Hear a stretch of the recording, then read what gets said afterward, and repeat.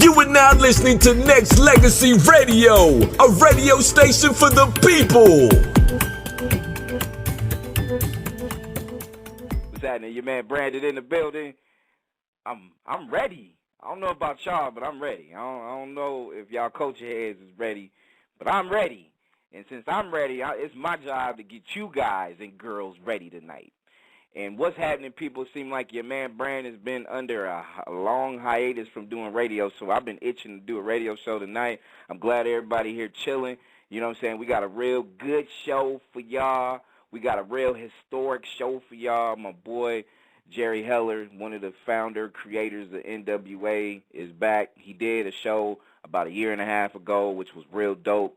So we're going to come back. I mean, we going to talk a little bit about NWA. I think everybody more or less than heard more of some of the stuff going on. But we also going to talk a lot about some of the current state of hip-hop, actually the current state of music.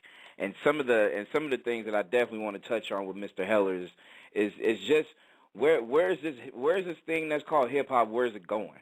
Where is it going? Where should we actually find ourselves being at the end of the day? So we're gonna touch bases with Mr. Heller about that actually right now, as soon as he calls back in, because he just called and dropped off. So as soon as he gets back in, we're gonna talk about it. But we here live, Outlaw Culture Radio, doing it up real big. Want to say what's happening, and big shout out to not just you culture heads out there, but also to the founders of this OCR movement. You know what I'm saying? Big Edie Don, Young Noble the General. You know what I mean? Hussein Fatal, King Castro, you know what I'm saying, all the legendary outlaws living and all the ones resting in peace. We definitely going to hold y'all down tonight. We're going to have some fun and do it up real grande. So if y'all want to call in and be part of this movement, I will definitely let y'all have a chance to say something to Mr. Heller. So if y'all want to go ahead and press that one button, you can do it. 347-215-8653 is the number. And, you know what I'm saying, we're going to rock out and do it real big. So, you know what I'm saying, that's just how we do. That's definitely how we do. So, you know what I mean? I'm definitely looking forward to it. And, you know what I'm saying? I'm going to put my man, Mr. DJ Vito V, in the building. Vito was rocking, son. Hey, what's up, man? What's good on this Outlaw Culture Friday, man? This is the radio show where you have to motherfucking be, man. You know, we're going to have Jerry Heller tonight. That's a beautiful thing, man. That's a beautiful, like I said, beautiful thing. Absolutely. I'm also going to put Mr. You know what I'm saying, E Notes in the building. Eric, where you at, homie? Right here, baby. O for L, baby. O for L. O for L, what's rocking, son? Always keeping it locked. Yo, what's rocking? I'm rocking right now, baby. Got a brew in my motherfucking hand. It's 12 o'clock. It's just cleaned up. And it's Friday. Yeah, to be real, yo, it felt like. And it's Friday, so I'm glad. And that's why I feel the enthusiasm about what's keeping it turned up heavy tonight. And definitely Jerry Heller's in the building, one of the motherfucking legendary rap groups that came out definitely for the gangster rap. And that gangster shit for everybody living that, every young motherfucker that came up in that lifestyle that kind of, because you know what, gangster rap made motherfuckers feel cool, and that ain't no bullshit. I mean, and you know, let's keep it one, and as I get ready to put on Mr. Heller right now, before I do, let me just say this, like, you know, I mean, as far as the marketing strategy, as far as everything that went on, you know, say what you want to say, do what you want to do, feel how you want to feel. Exactly. You know, I feel like at the end, if it wasn't for, you know, the marketing and everything under the sun, I mean, from Mr. Heller, it probably wouldn't have been an NWA, and that would probably be a naked world back in the day where I feel like we probably, you know, needed it at the end. So, you know, I'm going to actually welcome Mr. Heller on the Outlaw Culture Radio right about now. Mr. Heller, how are you? Hey, man, how you doing? I'm blessed. I'm glad you're here on a Friday night. I'm pretty sure where you are, it's raining like it is out here in Northern California, right? Yeah, it's starting to drizzle, but it's real cold down here. I just got back from several weeks in Miami and South Beach. I went down there for my birthday, and it was really beautiful down there. I just love it in South Florida. Happy belated birthday. Oh, thanks, man. Happy belated birthday. Well, I'm glad you're back here, and I'm glad you're hanging out with us on this Culture Radio show. And it's been a minute since we've actually had a chance to talk live on the air, but basically from the lines that's continuing to be lit. And one time, there was one thing I didn't do last time I actually interviewed was actually get a chance to let some of, the fans and the people that was real big fans of NWA speak. So I'm going to give them a chance to be able to do that tonight. But before I even do that, I know we went over so much NWA stuff before, and I know it's already ingrained in history, but it was one thing I definitely needed to say. I mean, basically, you are and will continue to have that legacy of what was created, and I feel like if it wasn't for you and all parties involved, hip-hop probably would have been at a standstill back then. So I want to personally, on the air with all these thousands and thousands of listeners, to say thank you for your contributions in this music industry. Yeah, it's much appreciated, man. But the little guy that lived next door to me down here in Calabasas that isn't with us anymore, I mean, he was really the visionary that inspired me to and pushed me to take Ruthless and NWA to the limits that they reached. And to me, I always feel like, especially for me personally, I mean, I'm in my 30s, so I've always was that type of person that wanted to at least embrace what hip-hop meant, not just to me, I mean, and not just to what kind of music was being put out, but just for the reality of it and the passion that people actually gave and put out and stuff like that. And I'm pretty sure you can attest to it too, Mr. Heller, that that's what they gave when they came and approached you with everything that they started and how that journey went, right? The hunger that they wanted at that time. The thing that amazes me the most is that generation that's out there. For a while, I would run into people between their 30s and 40s, people your age, that could tell me exactly where they were and what they were doing the first time they heard Boys in the Hood or Straight Outta Compton or Fuck the Police or Dope Man. But now I find that demographic is even expanding, and I run into kids now that are 17, 18, 19 years old that are just huge NWA fans that really feel the legacy of NWA and the late 80s. And I think too, Mr. Heller, and we're here live on Outlaw Culture Radio with Jerry Heller, that I think personally, to me, when it comes to legacy and the legacy that was left when it comes, especially with music, because music, as we know, we're going to get into just some of the current state and, the problems that I feel like we're having now. Like, I always feel if people will remember, like you said, the date, the time, where you were, what you had on, what you were eating when you were listening to those songs you said, that will always be remembered. And just for the simple fact that you mentioned that there's 17, 18-year-olds that embraced it and will continue to embrace it, to me, I think that's what defines the legacy, right? Yeah, I think that the impact you have on people certainly is one of the important facets of a legacy that just will never be erased by the passage of time. And that's what, to me, I feel that we're lacking right now when it comes to the music industry. And I'm just going to keep it 110%, Mr. Heller, that it's a problem right now when it comes to just the current state of hip hop, because I'm looking and I'm trying to give every single thing out there a chance as far as an open ear. And I respect everybody trying to get money at the end of the day, and I understand that people they have their own particular mission, and my mission doesn't have to be just like theirs. But when it comes to just the core hip-hop values that's lacking right now, I mean, what's your opinion on just hip-hop in general right now? First of all, from now on, why don't you just call me Jerry? We're old friends already, So we've talked several times. So let's just keep it a little more casual. But you got it. I think that what's happened is, when we started NWA and when we started Ruthless Records, the business model, of course, we didn't even know what a business model was at that time, but the business model called for a very, very minor investment of money into making music.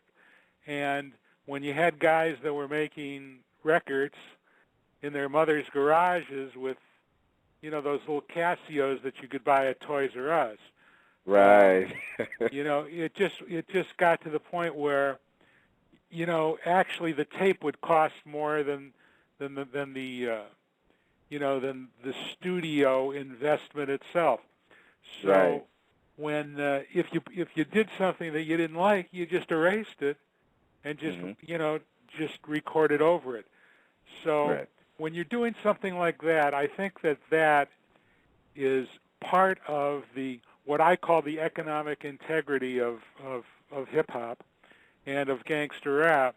That's part of the culture, part of that business model, if you will. And when you start having a Snoop Dogg record that costs as much as a Whitney Houston record or a Mary J. Blige record, and a video that costs more than Dennis Hopper and Jack Nicholson spent on the whole movie of Easy Rider, I think that defeats, what I felt was not only the economic integrity, but the purity and street and realness, rawness of gangster rap in 1987. Because if memory serves me correct, I don't think there was an NWA video that was a super big budget video, right? It was pretty much just straight to the point, right? Yeah, most of the videos we did were basically low budget videos. We did do one video, I think it was for We Want Easy, that Robert Townsend produced and directed with a guy named Kevin Swain, that maybe cost $100,000, which was a sizable investment at that time. But most of our videos were down, in the $10,000, $15,000, $20,000 range. And one of the most important things in that established the credibility of NWA was when MTV came out and banned Straight Outta Compton. I think we probably sold 500,000 records the next day. So, and those were the days when MTV wasn't, talking about Kim Kardashian and right. And they were more or less still trying to find their way when it comes to hip hop. Yeah, it was music television, and it was meaningful and it meant something. But when they banned Straight Outta Compton, that was a meaningful milestone, and we were so proud of that they would ban our video. That it was really something for everyone at Ruthless Records.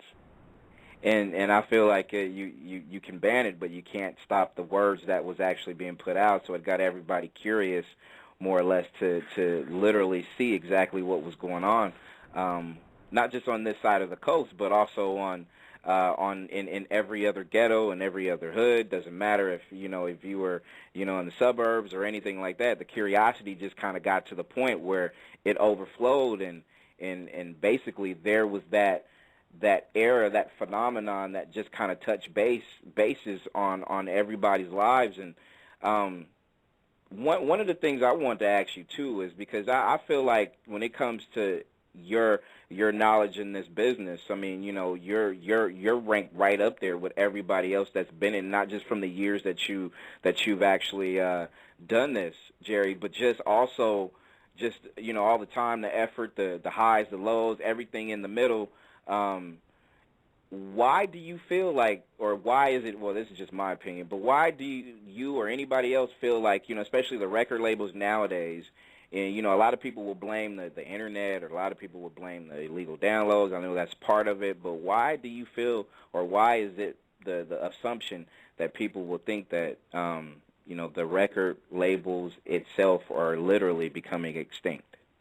I think that the record labels are responsible themselves for that problem. I think that they became infatuated with this 1898 purchase price of a CD, and when you have a record, a CD that costs that much money, and a young person, someone 8, 9, 10 years old, has to, save up their allowance for 6 weeks to buy a record, that record better be a real good record. And absolutely. And the genre itself, I mean, look, rap music is rap music. Mm-hmm. In those days, it was people talking to beats, basically other people's beats, other people's music, like George Clinton, for example. And most of these rappers weren't really musicians. Besides the fact that Yola could play a little drums, I mean, nobody at Ruthless was really a musician. So put that along with the advent of the CD, because remember in those days it was cassettes. And, a CD, the physical structure of a CD allowed you to put 19, 20, 21 songs on a CD where, in the older days of the music business, you could only put 10, 11, 12 songs on vinyl and still keep the fidelity. When fidelity means something, I mean, now kids think it's great to listen to a record over their phones or iPods or something. I mean, in those days, I mean, the fidelity and the quality of the music really meant something. So you bring all those factors together along with the greed of the major labels and the fact that these are not basically musicians. So you have someone like that I consider one of the better of the young rappers. I mean, he's not that young anymore, but like Game, okay? So he comes along and he has a CD with 19 or 20 cuts on it, and only 2 of the cuts are really worthy of listening to, and he's one of the better of the younger rappers. And, what kid in his right mind is going to pay $18.98 or even $15.98 or $12.98? So what are they going to do?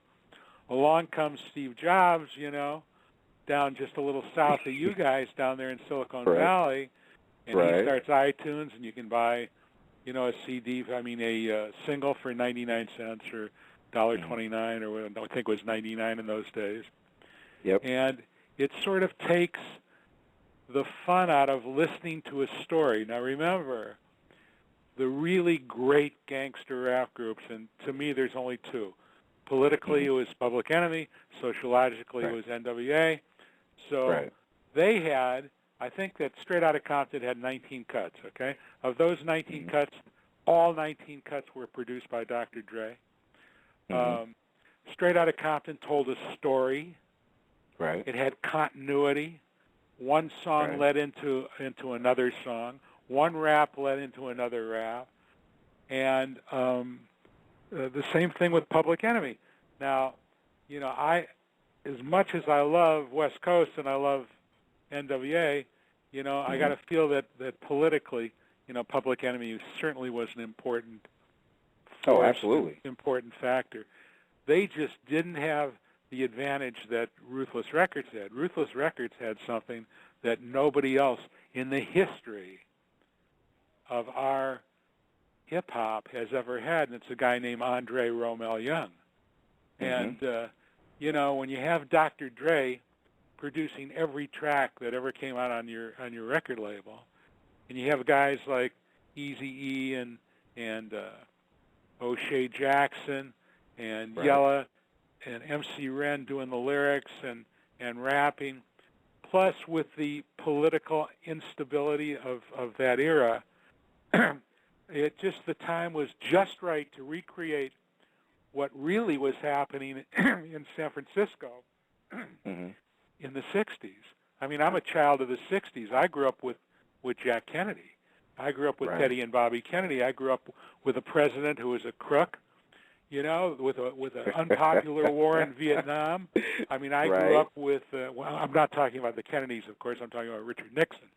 But I grew up with an unpopular war in Vietnam, with the student radicals, Mario Salvo at the University of California at Berkeley, with the Weathermen, the SDS, the Diggers, and of course, you got to give credit where credit is due. And the influences in that era were the Rolling Stones and artists like Gil Scott-Heron and the Black Panthers.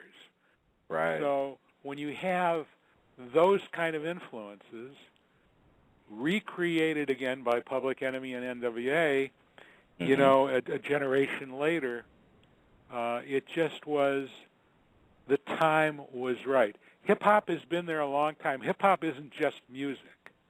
Absolutely. Hip-hop is graffiti art.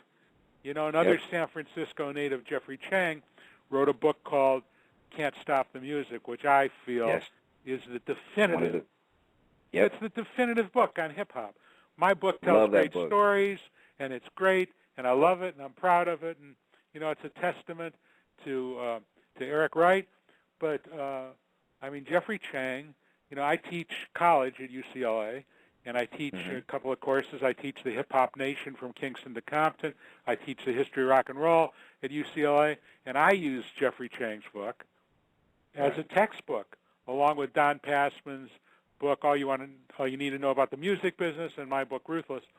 But those are all, this guy, Jeff Chang, he really lays it out all the way back to, the graffiti artists, Jean-Paul Vasquat and Keith Haring, and, the graffiti artist, and then goes to Cool Herc coming from Jamaica, and, and the movement in Queens.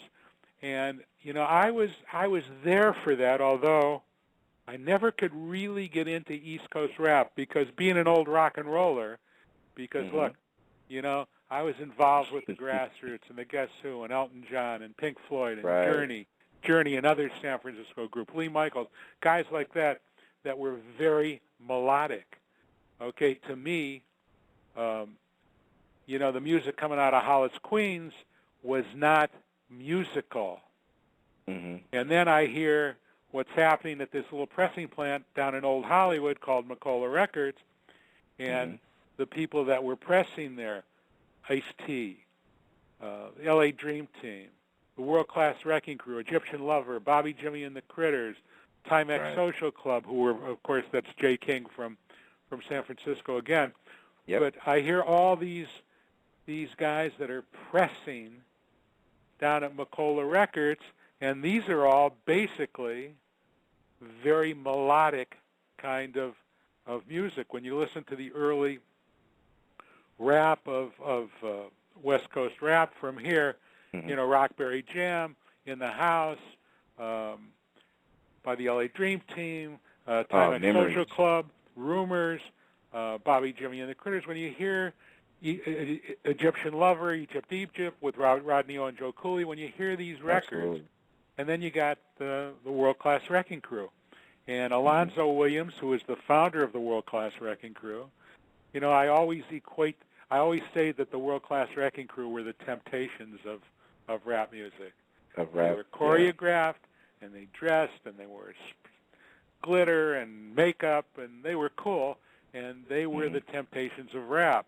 And, when you listen to that, it's melodic. There's melody there, and that's something that I could relate to, beside the fact that I represented Emmett Grogan of the Diggers in San Francisco. Right. I interacted with Huey Newton and the Panthers because in those days, music and the political movements and the drug culture, and a guy in San Francisco who I think probably is one of the 4 or 5 most important guys in the history of the music business, Bill Graham, who died tragically in a helicopter crash coming from Concord. I was able to relate to that. It was the one time in my life when being a little older than everyone else made it that much easier for me. And Jerry, you know why that is, I feel, and this is Jerry Heller here on Outlaw Culture Radio, and to me, I feel everything you're mentioning, that's a lot of it is not just grassroots of just the core values that I always talk about hip hop, because the memories that every single person more or less that you've spouted off right now within the last 5 minutes just kind of took me back, just kind of like to the essence of to me, I feel like what music really was and should be and what it is right now. And to me, it's like everything that you said. You had the entire NWA album production by Dre. You have nowadays, it's like so many hands in the cookie jar, so to speak. There's so many producers on an album. It just doesn't feel, this is my opinion, it just doesn't feel like a homegrown album or an album that, certain people can relate to. And it could just be specifically, but there's so many, it's not as sacred. What you were talking about, Jerry, was what I always feel hip-hop should be. It should be sacred. If you have, when I say sacred, I'm talking about this is my gift to you, and I don't want people I don't know or don't respect or don't relate to actually just go ahead and just, okay, you can go ahead and breathe on my album just because you're hot right now. And to me, I don't think that's what hip-hop should be. I agree with you 100% there. And I think what you lose when you have an album with 14 or 15 different producers on it, you lose the continuity, you lose the purity and the sanctity of the musical movement, the genre, as it were, because you just don't have the continuity and you don't tell a story. So, the songs don't flow into each other and tell a story, just like 100 Miles and Running or Ethel Verzagen. They tell a story, and they keep you involved in that story from the first bar to the very end of the record. So I don't think that you have that anymore, and that's one of the reasons why, album sales these days, I mean, you take a big album and maybe it'll sell 10,000 CDs and do 1.5 million downloads and ringtones. And, that's not what it was about. I'm going to digress a little, and I'm going to tell you a story because once again, reinforcing this point that you made, maybe I'm going to make it a little more eloquently for you, okay? Well, the year was 1966, and I hate to talk about how fucking old I am, but I was on the road with a young, in those days we called them black guys, man. It wasn't African Americans, okay? So I was on the road with this young black guy named Otis Redding, who was a little older than I was, and we were in Paris, and he was playing at the Olympia Theater, and I saw people in the audience going absolutely berserk. I mean, they were going crazy. And, we were backstage afterwards, and I said, whoa, Otis, great, man, that was unbelievable, what a show. He said, dig this, my brother. He says, those people don't speak English. Right. And I said to myself, whoa. I mean, I had this epiphany, man. I mean, go to a movie in French without subtitles and see how much you understand of it. Here's a guy singing to these people in a language that they don't understand, and they're getting off on it. So to me, music is the ultimate communication between people. And, of course, after that, Otis, we came back, and in '67 we did Monterey down in at the Monterey Fairgrounds, just south of you guys. And, now the two important festivals of my lifetime, of course, were Monterey and Woodstock. Okay? Right. And they were important for two different reasons.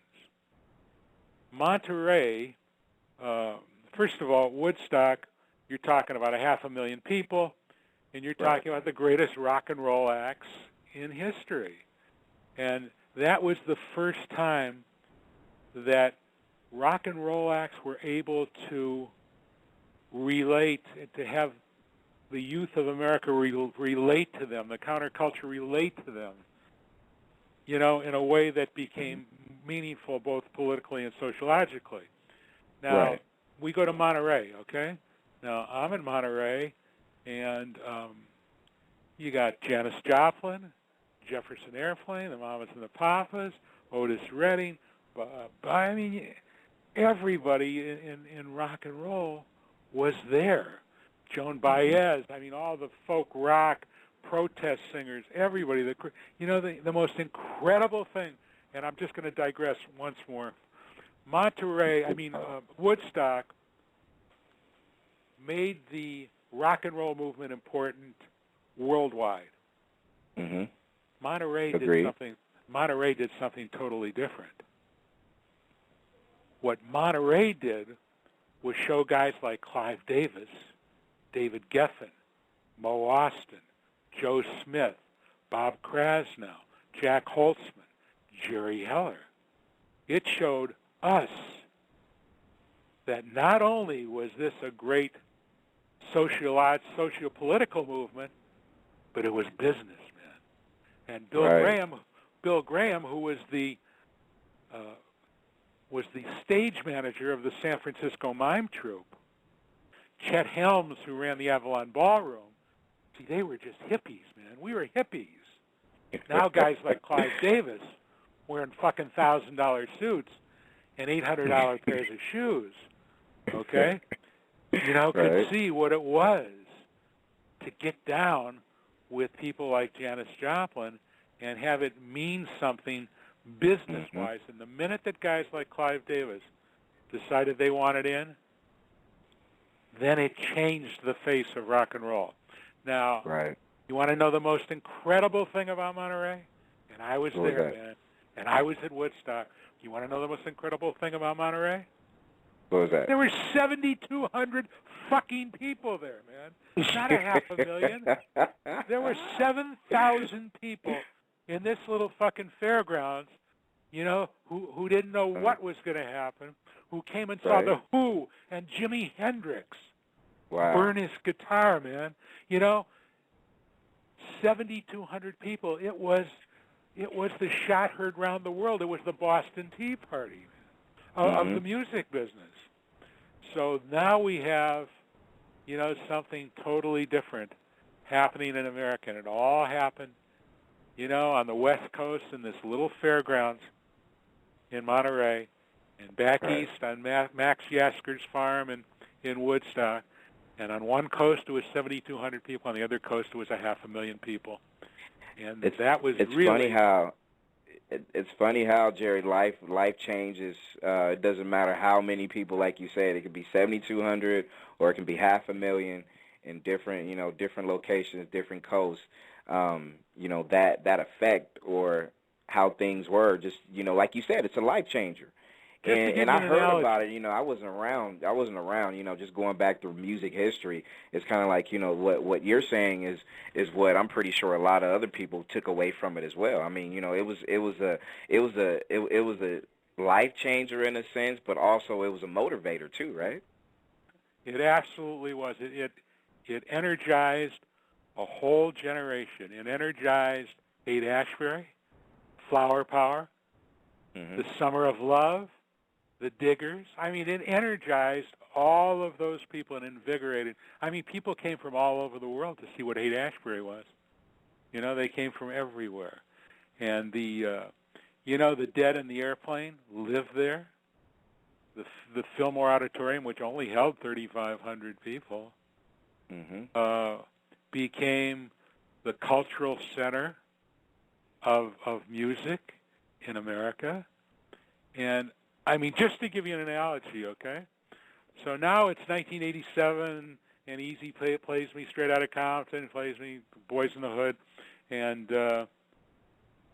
I'm faced with this incredible marketing challenge of a group called Niggas with Attitudes, man. Right.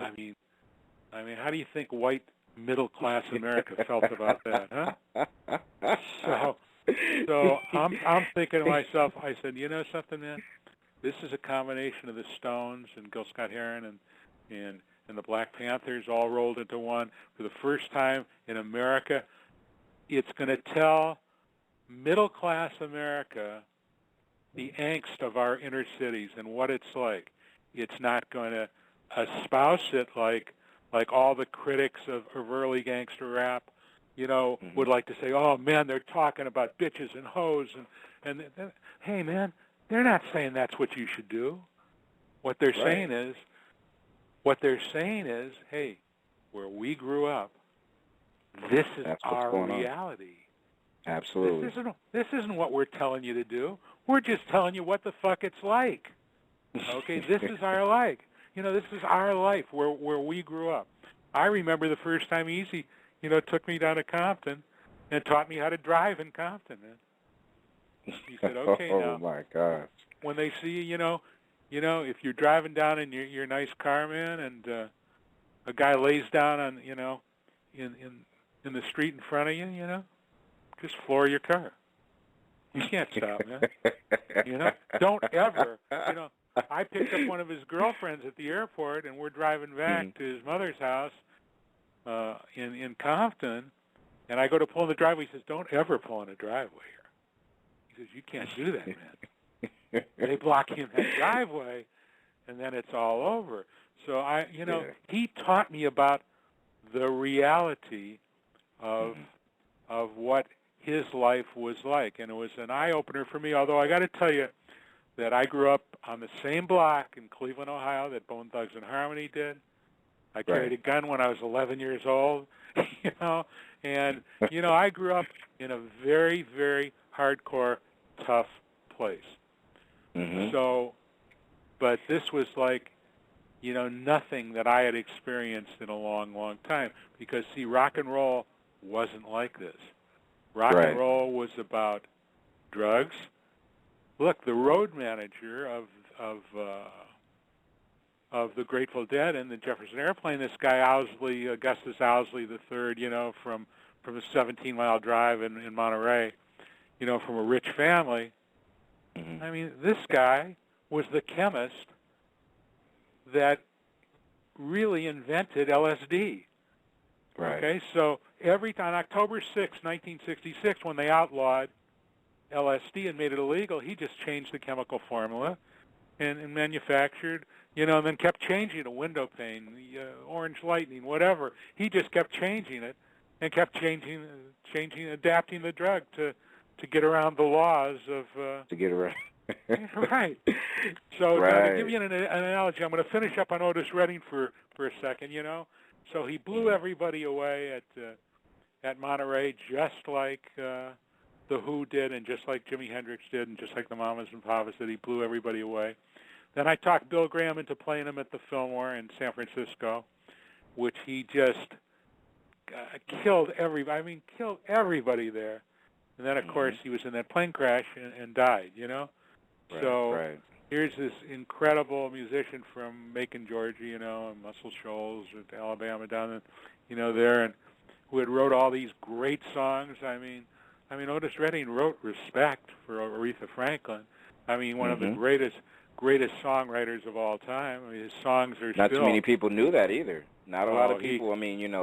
He was a great writer in his time too. Definitely one of the greatest writers. Wrote "Dock of the Bay," "Respect." I mean, he wrote all these great songs and all that great music that was coming out of Muscle Shoals and Macon, Georgia. So so we go now. Now it's 1987, and I'm faced with songs like "Straight Outta Compton," "Crazy Motherfucker Named Ice Cube," and a band called Niggers with Attitudes. Okay, or one that starts off, "What the fuck is up? Who the fuck is he? Coming on the mic is Easy Motherfucking E." Okay? And there's only one station in America with the balls to play that music. And that's a little 5,000-watt station at the top of Alvarado Street in downtown Los Angeles. And the signal was so weak, man, that if you were driving out to the San Fernando Valley, where I was living at that time, sleeping on my mother's couch, you drove out there, you'd get halfway there, you could be listening to Straight Outta Compton, and it would go right into "You Got to Know When to Hold 'Em and Know When to Fold 'Em." The country western station would have a stronger signal, so it would go right over the top of K-Day, and you would lose it. So now you got these disc jockeys there, man, the Mix Masters. Greg Mack and the Mac Attack, Julio G, Tony G. You get these guys.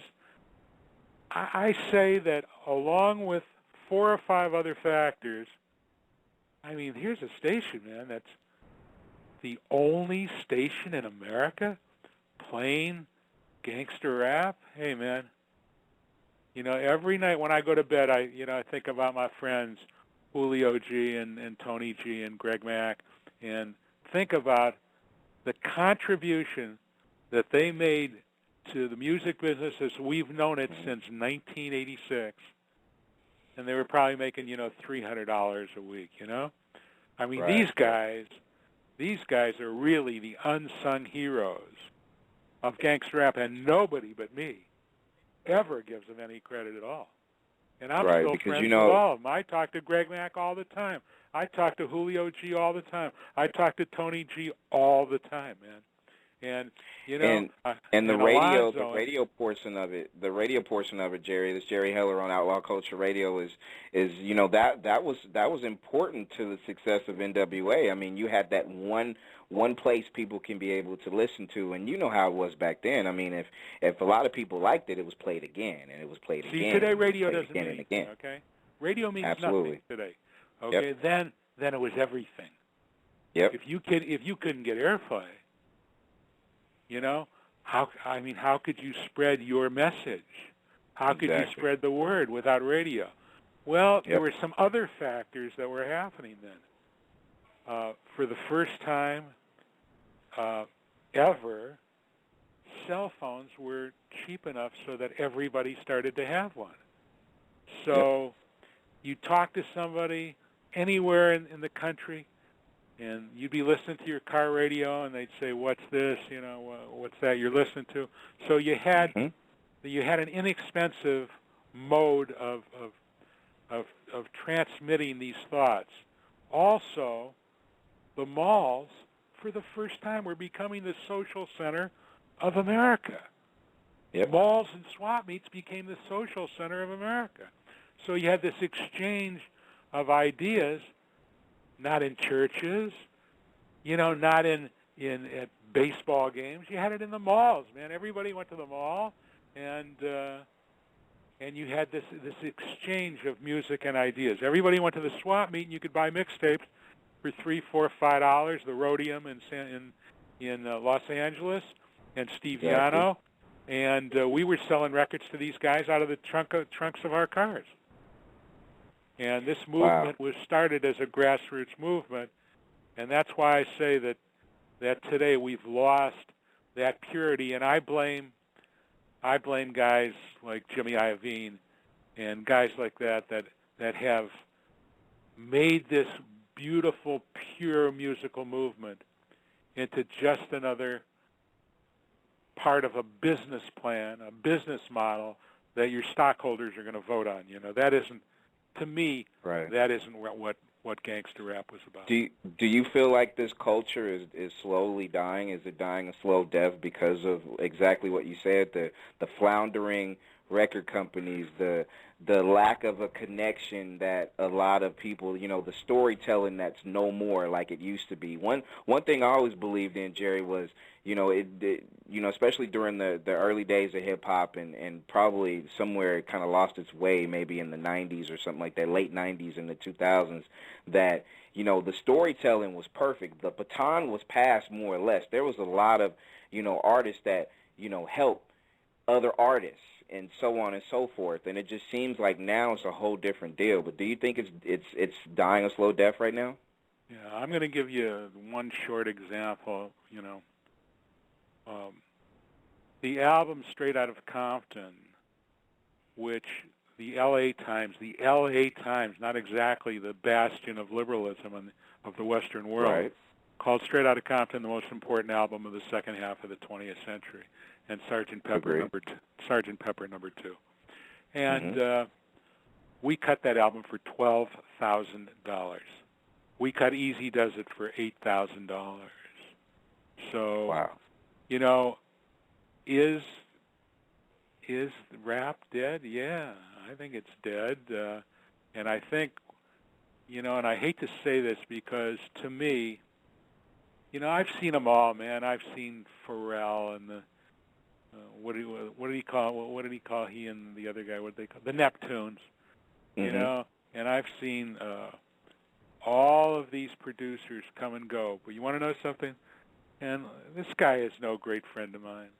Dr. Dre is no great friend of mine. He wrote a diss song about Easy and I called Dre Day, you know? Right. He's not my buddy, although we were very close friends for many, many years until Mr. Evil Suge Knight came along. But Dr. Dre did all those great songs for the World Class Wrecking Crew. And remember, the last hit that they had, Turn Out the Lights, the girl that sang, the background singer that sang on there, that sang the lead part on Turn Out the Lights was Michelet. So he did that record. Then he did those World Class Wrecking Crew records. Then he did Straight Outta Compton, Easy Does It, Niggas for Life, 100 Miles and Running. Then we go and he did a record with a guy that I consider probably the best pure rapper that I've ever heard, and that's the DOC.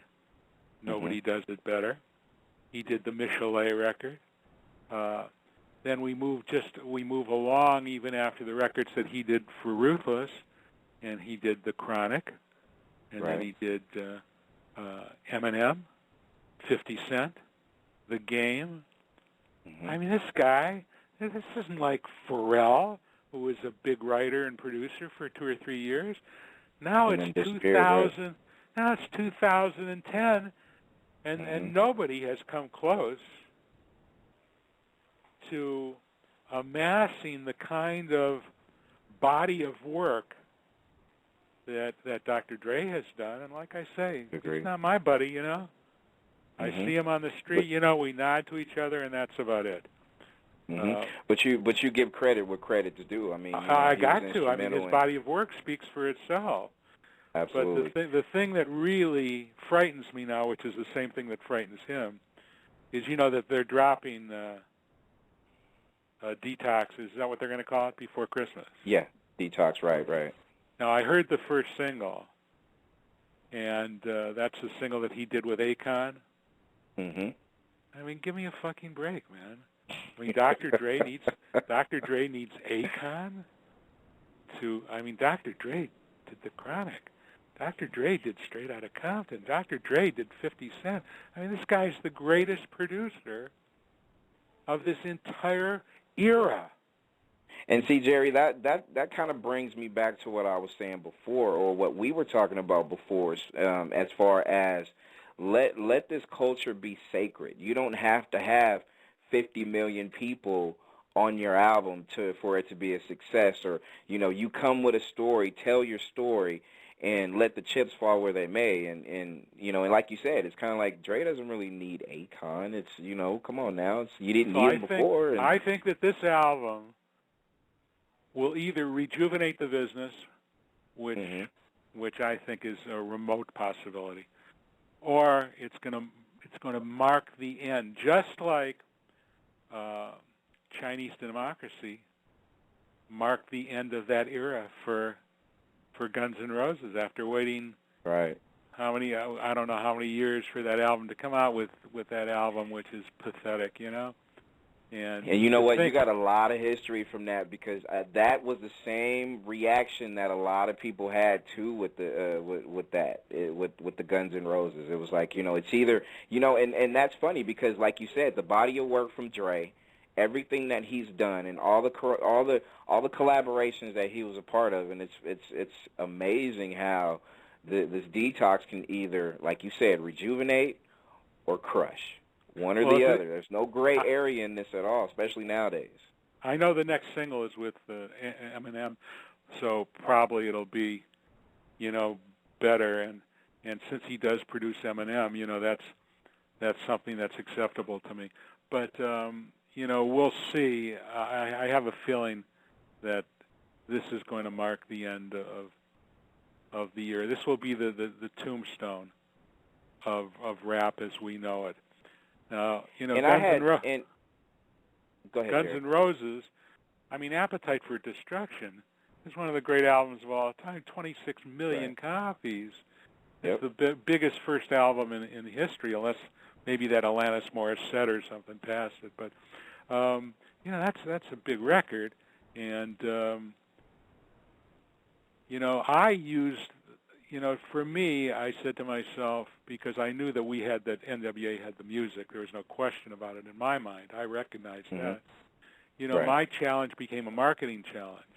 How do you market a group called NWA, Niggas with Attitudes?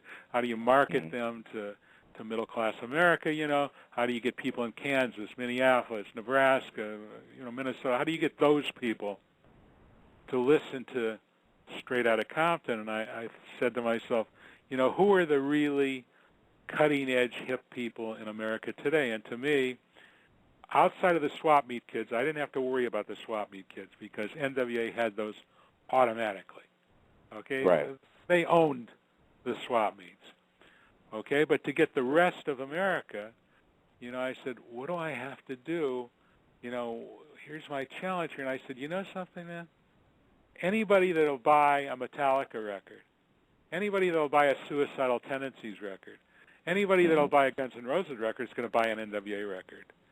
Right. Okay, so, that's the audience that I shot for. And, who were the guys that were listening to that? The surfers and skateboarders in Huntington Beach. Right. The guys with the big boom boxes on the backs of their trucks, man. They're the guys that were listening to those records. And if you look at any video, if you look at any interview that any of those guys did, Slash, Lars, any of those guys did between 87 and 91, you'll see them wearing a Compton hat, or a Straight Outta Compton T-shirt, or a Raiders jacket or whatever. So, obviously, the minute that they said that NWA was cool, it wasn't just me saying they were cool. Then they put their stamp of approval on NWA, and then all their audiences thought, okay, we got to check this out. And once they check it out, that's all you can ask for. Once you get someone to check it out, then the music has to stand on its own. Absolutely. It's Jerry Heller here on Outlaw Culture Radio. And before I actually start opening the lines up, which there's a lot of people on the line right now, one question that I do have for you is, and to me, I think you said a lot. I mean, as far as not just the history itself, but also just, a lot of people, and I had a recent interview with Vinny from Naughty by Nature, and he was like, well, the kids need their era of hip hop. This is their era. Let them have their era, and let them go ahead and embrace what they got going on right now. And my whole deal is this. To me, after thinking about it, and to me, I think, the 80s was an era for us, the 90s was, the 2000s, and so on and so forth. My whole deal is, to me, as long as people keep it honest and keep it real, then I don't have a problem at all. But now, with, like you said, the super big budgets and the people that, claim they have these cars and this jewelry and stuff like that, it's just more fantasy than reality, and I just lost complete touch with that as well. So my whole deal is, do you feel like, especially nowadays, because I feel like, of course, Jerry Heller, wealth of knowledge, do you feel like the not just the rap game, but just in general, there's too many hands in the cookie jar, there's too many rappers, there's too many R&B singers, there's too many of this and that? Well, I mean, you got to look at the genre itself. First of all, the genre itself is people talking to music. So we're not talking about Marvin Gaye here. We're not talking about Jackie Wilson. We're not talking about the Supremes or the Four Tops or Stevie Wonder or Michael Jackson. We're talking about people talking to music. So that in itself makes the genre accessible to anyone. So, while NWA and Public Enemy and groups like that are poets, I've always said that O'Shea was the poet laureate of the rap generation, just like KRS-One. And, Easy used to say that, he conceptualized, Dre musicalized, Cube verbalized, and I financialized, and that was NWA. But you're talking about the people that NWA talked about and Public Enemy talked about. They were talking about it from a third person point of view, because when crack came to our inner cities, when these guys like Freeway Rick and Ricardo Crockett and all these guys brought crack to our inner cities, and the Iran-Contra and all that foolishness. These guys were 11 years old, 12 years old, 13. Right. Easy was 13 years old. So obviously they were too young to have been a part of that. But so now they're talking about it. They're the audio documentarians of that era. So along comes Suge Knight, and all of a sudden the people that we're talking about, the perpetrators, became the rappers. Anybody that had a couple of bucks from banging or dealing or however they got it, anybody that did that could now be in the music business because it didn't cost anything to make a record, a couple $100, and nobody was playing the records anyhow, so you didn't have to use the traditional avenues of breaking a record that Elton John did or the Rolling Stones did or Journey or Styx or REO Speedwagon or Van Morrison or Marvin Gaye or people like that. So it's accessible to everybody. And like I say, the people that NWA and Public Enemy talked about now became the rappers. Right. So you have the perpetrators becoming the rappers. And, obviously it became oversaturated with what I think is inferior music. Right, agreed. Outlaw Culture Radio. I'm gonna go ahead and open up the lines right now. If you guys want to talk to Mr. Heller, we're gonna open up the lines. So I'm gonna go ahead and start. 347-215-8653 is the number. Press 1 and go. And we definitely want to say what's up to Mr. DJ Vito V. Vito, welcome to Outlaw Culture Radio with myself and Jerry Heller. What's up? Hey, what's up, guys, man? Hey, what's up, Jerry? How you doing tonight? Hey, Vito, how are you, man? Oh, pretty good, man. I'm glad you're here with us on Outlaw Culture Radio, man. This is a fine Friday, and I got a couple good questions for you, man. Go ahead. Go for it. Okay, well, Jerry, I know you wrote the book Ruthless, a memoir, correct? That's correct. Okay, what inspired you to do a book of such magnitude, and where can we purchase your book? Okay, that's a funny question. I love to answer it. One day I walked into Barnes & Noble, and historically in Barnes & Noble, if you wanted to buy a music book, there's a little section way in the back of the store, where you had to get down, you had to get down to your hands and knees, to see the titles. So I walk into Barnes & Noble, man, and there's Jeff Chang's book on the front table. So I buy this 800-page book, man, and I go home and read it in one sitting, okay? I mean, I just couldn't put it down. So that's on the front table of Barnes & Noble. Also, we got, the 20 biggest disc records of all time listed by XXL Magazine, who have always been an enemy to me. They've never said anything nice about me in their lives, so... Of the 20 biggest disc records of all time, 6 of them are about me. Wow. Okay, so I said, okay, man, here's a chance for me to establish Eazy-E's legacy, reconstruct my own reputation, and have it at the front table of Barnes & Noble. So I got Simon & Schuster, the second biggest book publisher in the world, to put it out, and made it mainstream where anyone could buy it. I got them to discount it, so that it was so that everybody could buy it, and you can still get it on Amazon, which is really the place to get it. Absolutely. So that's what motivated me to write that book. And of all the books I've ever seen in the music business, mine is certainly the most fun, and it's the most honest. And that's why on the back of it you see all those quotes. You see a quote from Irving Azoff. You see a quote from who's the most important guy in the music business, obviously. He's the chairman of the board of Ticketmaster, Live Nation, and Frontline Management.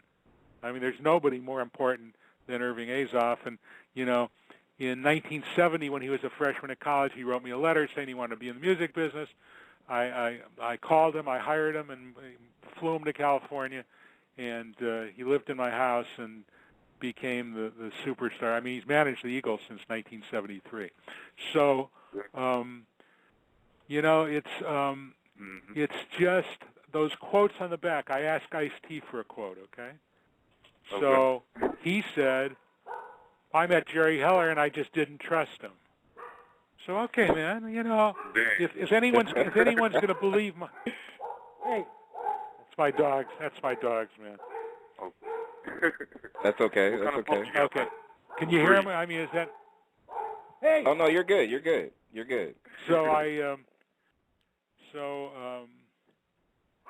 you know, I said, if anyone's going to believe this book, because I'm going to tell the truth about Dre and Cube.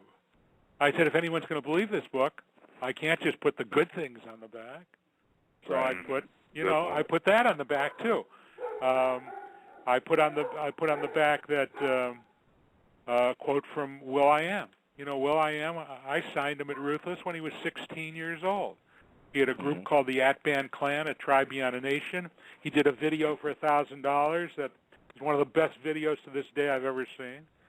And he could dance better than anyone could dance. He could write better than anyone. I mean, this guy is the most talented guy I ever met, okay? And is still a friend of mine, you know, right down to this day. You know, he's a good friend of mine. You know, he calls my wife and I to wish us well on the Jewish holidays, and he's just a good guy. And he's an incredible star. Well, he put down, without Jerry Heller, you know, I got to thank him. I never would have learned about the business. He taught me how to protect myself, this and that. So I wrote good things and bad things. And then there was a quote I put down there. Jerry Heller is one of the brightest guys I've ever met. And, of course, that quote was from Jerry Heller. So I just put things on the back. The only quote I didn't put on was from Dennis Hopper. You know, I asked Dennis Hopper for a quote. I didn't care if it was good or bad, but he wrote, Jerry Heller is a hard worker and a fast talker. And I said to him, Dennis, that's the stupidest thing I ever heard in my life. I said, you're the guy that did Easy Rider. I mean, call me a motherfucker. I mean, say whatever you want, man. But this quote is just stupid. You know, so he said, well, I thought about it, and that's what I want to go with. And I said, fine, I'm not putting on the book. He said, you promised me. I said, well, I lied, man. I'm not putting on the book because it's just stupid. It's going to make you look stupid. And, you know, of course, Dennis has passed away and was really of my generation. I mean, Dennis Hopper, Easy Rider. I mean, give me a break. He was the man. So, you know, I know that, you know, I went around in circles for you, but that's the answer to your question. Okay, now, what was your other one, Vito? Man, that's what's up. I definitely feel what you're saying, and the whole show I've been listening, and I think the listeners really feel what you're saying about hip-hop and the state of it and what's going to happen in the future. Okay, what have you been doing with your time nowadays, and what's on tap, you know, for your future endeavors? Okay, so I teach college at UCLA, which is very rewarding, and it's a lot of hard work. I don't teach every semester, but I do teach, and I especially enjoy the class called The Hip-Hop Nation from Kingston to Compton. And I'm trying to make the book into a movie, which is a lot of work because I don't own the music, you know, and so it's been a little challenging for me, to say the least, to try and put this project together. I'm involved in a Latino musical movement in South Florida. That's what's up. That I think is that the purity and integrity are still there. A guy named James De La Raza, and there's we're doing a project called SPIC, Spanish Poets in Control, man, SPIC, and the first album is going to be called The United Snakes of America. And if you look on the back of a dollar bill, you'll see where that comes from. And I think that this project will do for the Latino world what NWA did for gangster rap. Wow, definitely. That was good, Vito. Good looking out for the question. Let me go ahead and take Eric E. Notes. Yes. Welcome to Outlaw Culture Radio E. Hey, what's going on, everybody? Hey, Jerry, how you doing, man? Okay, but hey, listen, as well as Vito was saying, you definitely spoke and you definitely reached every listener out on the line, especially me.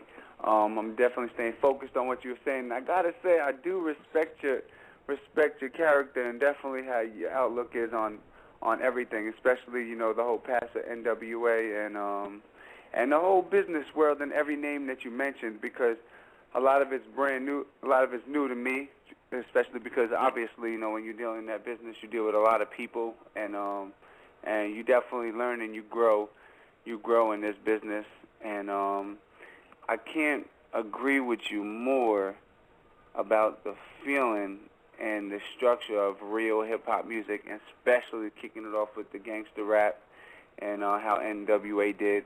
The description you broke down about record just naturally and just very simply popping in a cassette tape in the tape deck and just letting your heart go and just rhyming what you're feeling. I don't think anybody can relate more to music than simple acts like that. Putting all the time and the effort into it and trying to commercialize it, and when money gets involved, shit changes, and it adds a lot of more. It gives a little edge to music, and it's just sometimes you really don't need that shit, and you just need the fucking pure material and the pure feeling on it, and just to make real music. And to be real, I just want to say I really respect everything that you have done and everything you have contributed to the game, and as far as your outlook on the game and hip hop dying and stuff, and it's dying down, and definitely I agree a lot about Dre and what you're saying about producers like Dr. Dre that's been maintaining for all these years and putting out solid stuff. And Brand, like when you mentioned about having so many varieties of producers out there, it's a real big mix-up. It's really it's hard to tell what's really solid and concrete and what's just pieces. People are broken up ground, and you're just trying to find the right pieces, like a puzzle. You know what I mean? I appreciate everything you're saying, my brother, but is there a question there? Oh, is there a question here? Not really. Vito pretty much asked anything I would have asked if there's any future works that you're doing on, but I definitely respect your grind in school and stuff like that, and teaching. Thanks, man. I do appreciate that. Most definitely. Definitely. Stay right there. E-Knows, appreciate it. Outlaw Coach Radio. Let me go ahead and take another one real quick from Miss Love. Miss Love, welcome to the OCR with Jerry Heller. Hello, fam. I don't have a question. Somebody else have a question. Is that okay? Absolutely, sure. Absolutely. But Okay. you listening? How you liking it? You liking the knowledge Mr. Heller's giving off, though, right? Yeah, ain't no doubt. I wanted to ask you, how does it feel to be a part of the first movement of gangster rap as far as Eazy-E in itself, and what did it take to want to push it out there? I've been involved in every major musical movement since the 60s, rock and roll, new wave, punk, R&B. I've been involved in all those movements. There's no satisfaction that I've ever gotten in my life like being involved with my partner, Eazy-E, from March 3rd, 1987, which is the day that I met him, until the day he died, March 26th of 1995. It was incredibly rewarding. It was a lot of fun. And once it started to happen, it happened so fast that none of us could even believe it. Mm-hmm. I mean, I believe that. Understand, man. We were interfacing with Minister Farrakhan, Jesse Jackson, Dick Griffey, Don King, President Bush, the FBI, MTV, all the major record companies. We were at every level of society. 3 months into Ruthless Records, Elle magazine, ELLE, which is the foreign equivalent of Vogue magazine, which is a fashion magazine, had a 10-page spread called Gangster Chic, man. The things that we were able to accomplish were just mind-boggling to me, and the fact that I was able to do it with my son, Eazy-E, and the other guys in the group was just very rewarding to me. And all the time I have, these older women coming up to me on the street and saying, if it wasn't for you, my son would have been a drug dealer, and, you gave people an alternative, and you guys were great, and, all those kind of things. So it really was an ego-building kind of experience, and probably the most important 8 years of my life. Do you feel nowadays, Jerry, that especially in the hip hop community and just the hip hop culture in general, do you feel like Eazy's legacy is being held up under a good light, so to speak? I mean, because a lot of people mention the Tupacs, a lot of people mention the Biggies and so on and so forth. But do you feel like Eazy's legacy, is that still intact as a good one? I think I've helped reestablish his legacy. The problem is that Tupac had a body of work that he left behind of unreleased songs done by Johnny J and producers like that. And Jimmy Iovine and Universal were able to exploit, those unreleased masters. When Eazy died and his estate went to some other people, and I had no control over what happened after his death, I don't think that he has been exploited, in the way that he deserved. I think, to me, Eazy-E, along with Berry Gordy and Clive Davis and David Geffen and a half a dozen other guys like that, Eazy-E was one of the most important visionaries of the musical movement during my lifetime. And I will always treasure and feel grateful and lucky, to have spent that 8 years with him, bringing ruthless music to the world.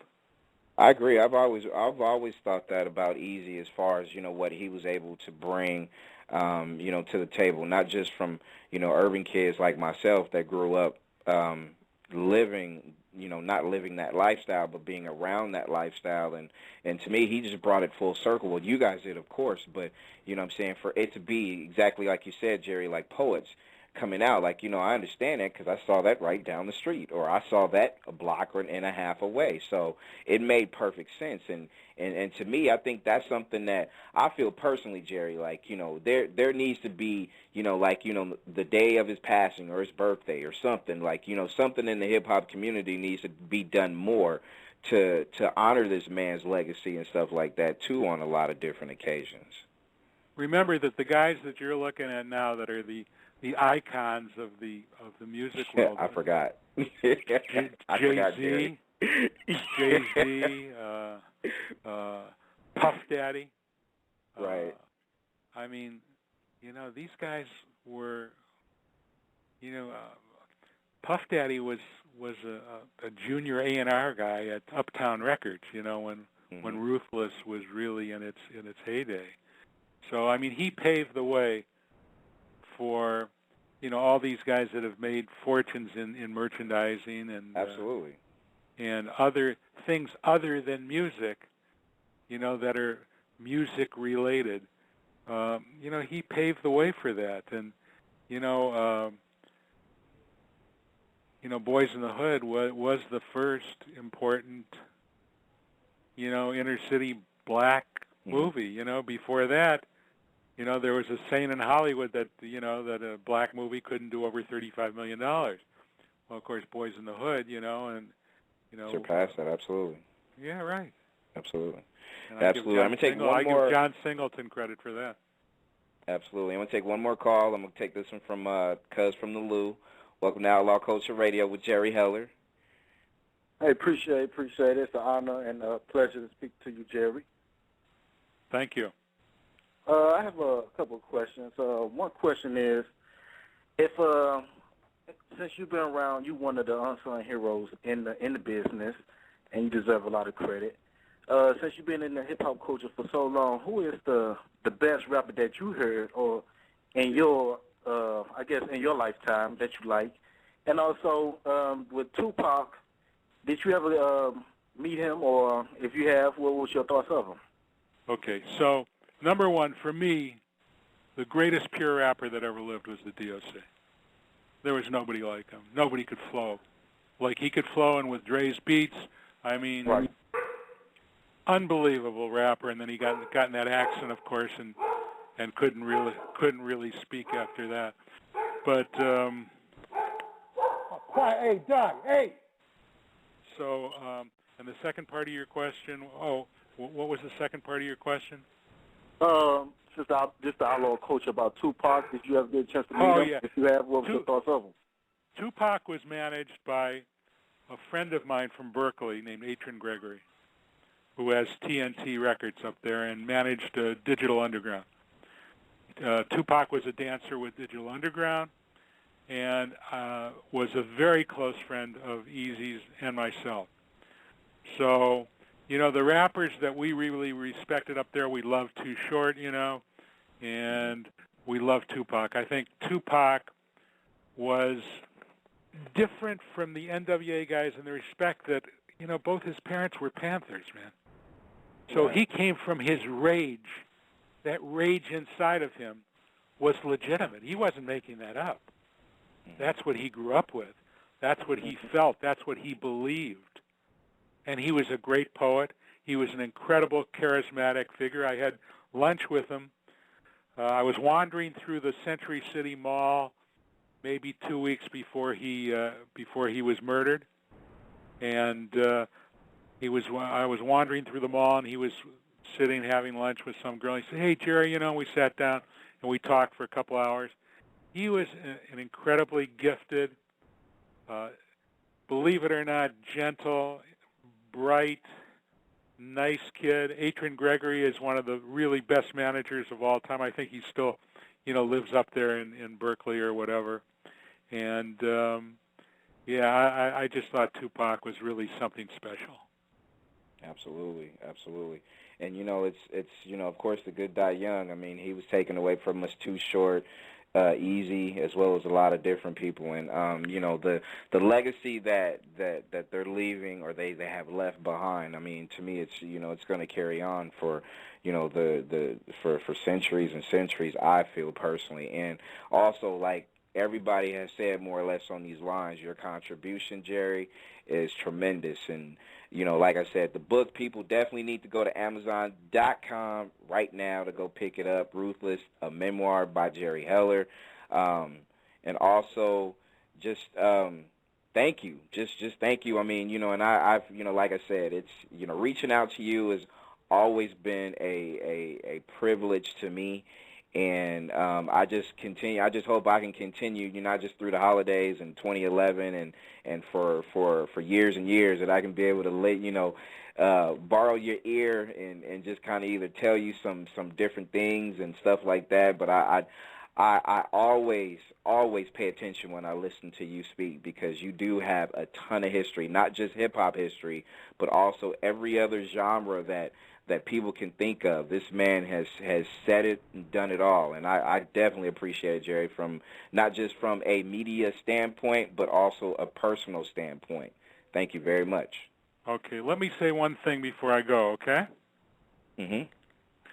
I say this, that my phone lines are always open to you, okay? Thank you. Because the future of our business is depending on young guys like you who are on the Internet, you know, because the traditional areas of communication are a thing of the past.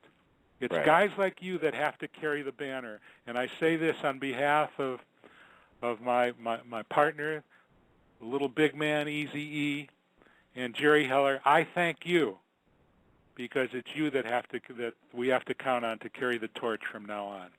And I say thank you and good night. Well, you know what? We need each other at the end of the day, and definitely, I will definitely reach out to you. And people, go get the book. Thank you for listening to the #1 radio station for the people.